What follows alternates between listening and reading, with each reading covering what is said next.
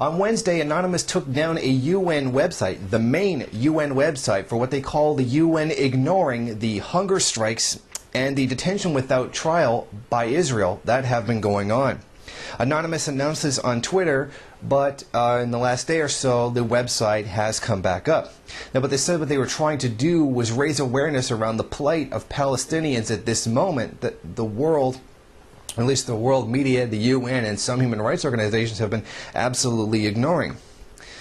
Now, they did it, and this was their catchphrase for it, because ignorance is not bliss, and which is very, very true. Ignorance is in fact a tremendous threat. Now, there have been several hunger strikes going on. At least one of them has been going on for 72 days or more now at the time of this recording.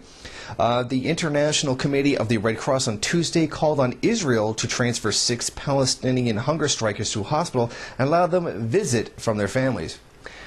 However, the EU has merely expressed concern over their fate.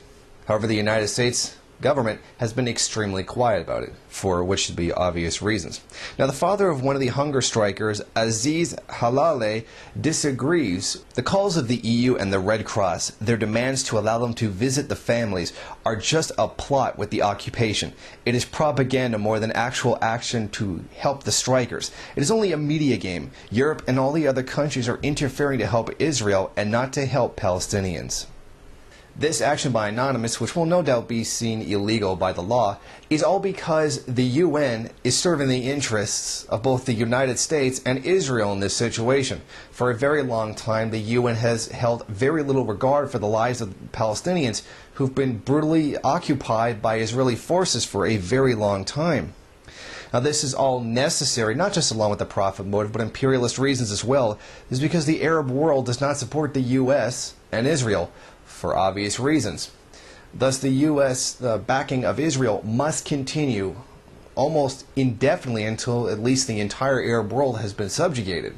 And as a result, there will always have to be resistance fighters against this. The problem is, indigenous Palestinians have been suffering under Israeli occupation in the West Bank since 1967, after having had their homeland wiped out by mostly European Jewish colonizers in 1948.